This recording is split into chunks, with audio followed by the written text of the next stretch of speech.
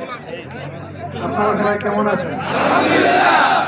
আলহামদুলিল্লাহি রাব্বিল আলামিন, ওয়াসসালাতু ওয়াসসালামু আলা রাসূলিল কারীম ওয়া আলা আলিহি ওয়া সাহবিহি ওয়া আহলি বাইতি আজমাইন। কুমিল্লা মহানগরের প্রাণপ্রিয় সম্মানিত জনগণ, আল্লাহ তাবারাক ওয়া তাআলার শুকরিয়া। আজকে ভোরেই আমরা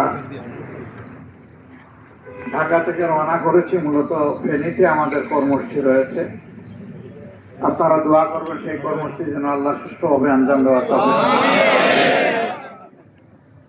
আপনাদের কাছে শুধু ওই আবেদন রেখে যায় যে 24-এ বহু জীবন আর রক্তের বিনিময়ে বাংলাদেশের জনগণ একটা পরিবর্তন পেয়েছে এবং এই পরিবর্তন এসেছে ফ্যাসিবাদীদের বিরুদ্ধে। কিন্তু আমাদের লড়াই শুধু ফ্যাসিবাদীদের বিরুদ্ধে নয়, ফ্যাসিবাদের বিরুদ্ধে। সেই ফ্যাসিবাদ পুরাতন হোক আর নতুন হোক, এদেশের জনগণ কাউকে ছাড় দেব না, আমরাও ছাড় দেব না। আগামীতে দীর্ঘদিনের প্রত্যাশা একটা সুষ্ঠু নির্বাচন জাতি মুখিয়ে আছে। আমরা 14, 18 এবং 24 মার্কা কোনো নির্বাচন দেখতে চাই না।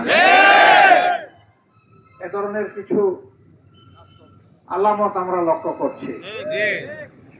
যারা এই ধরনের অপকর্মের চিন্তা করছেন তাদের জন্য স্পষ্ট বার্তা, মানুষ রক্ত দিয়ে পরিবর্তন এনেছে, আমার প্রয়োজনে রক্তের বিনিময়ে পরিবর্তনকে শতভাগ সফল করবে ইনশাআল্লাহ।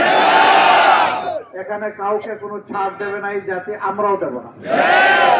এই জন্য এখন থেকে ছাত্র, যুবক, শ্রমিক অতীতে যেমন বুক চিতিয়ে লড়াই করে নিজেদের অধিকার কায়েমের জন্য এগিয়ে গিয়েছিল, আগামীতে তাকে শতভাগ সফল করার জন্য এই আমাদের বুকে যুবকদেরকে ধারণ করে আমাদের সামনে এগিয়ে যেতে হবে।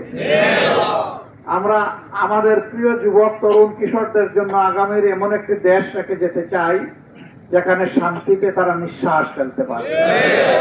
আল্লাহ ছাড়া কাউকে ভয় করার তাদের প্রয়োজন হবে না। এবং সেই আল্লাহর ভয়ের ভিত্তিতে যদি একটি মানবিক সমাজ, দুর্নীতিমুক্ত সমাজ, চাঁদাবাজ মুক্ত সমাজ, দখলদার মুক্ত সমাজ যদি গড়তে হয়, তাহলে আল্লাহর আইনের কোনো বিকল্প নেই। আমরা আল্লাহর সেই মহান আইনের দিকে, মানবিক আইনের দিকে সবাইকে আহ্বান জানাচ্ছি। ইনশাআল্লাহ আরো দেখা হবে, লড়াই আমাদের চলবে।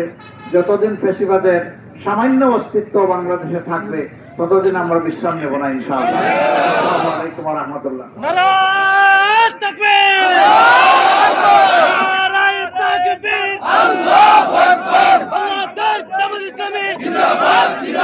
জিন্দাবাদ জিন্দাবাদ।